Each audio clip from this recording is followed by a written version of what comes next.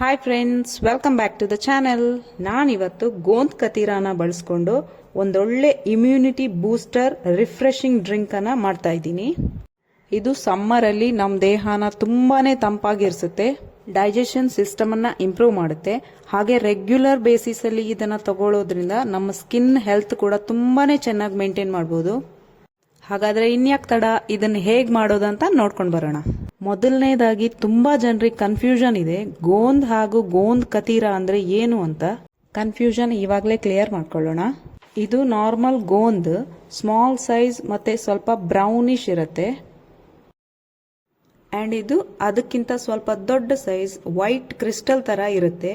ಇದನ್ನ ಗೋಂದ್ ಕತೀರಾ ಅಂತ ಹೇಳ್ತಾರೆ. ಇದೆರಡನ್ನು ನೀರಲ್ಲಿ half an hour or overnight ನೆನೆಸಿಟ್ಟಾಗ ಗೋಂದ್ ನೀರಲ್ಲಿ ಅಬ್ಸಾರ್ಬ್ ಆಗುತ್ತೆ. ನೋಡಿ ಈ ತರ.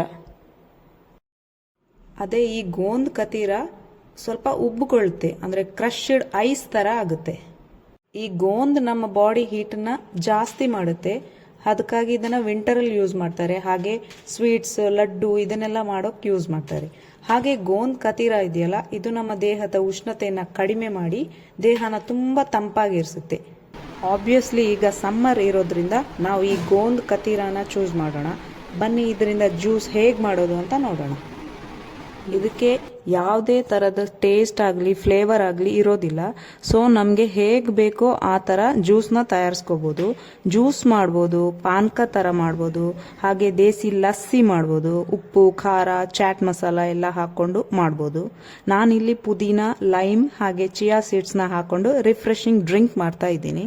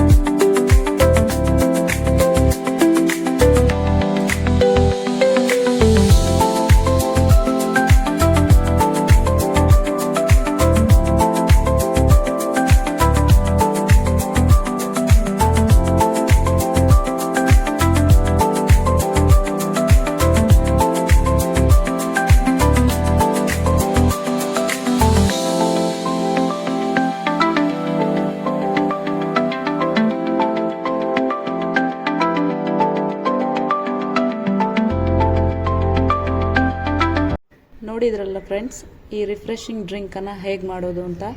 ಈ ವಿಡಿಯೋ ಇಷ್ಟ ಆದಲ್ಲಿ ಲೈಕ್ ಮಾಡಿ, ಹಾಗೆ ನನ್ನ ಚಾನಲನ್ನು ಸಬ್ಸ್ಕ್ರೈಬ್ ಮಾಡೋದನ್ನು ಮರಿಬೇಡಿ. ಮುಂದಿನ ವಿಡಿಯೋದಲ್ಲಿ ಸಿಗೋಣ. ಬಾಯ್.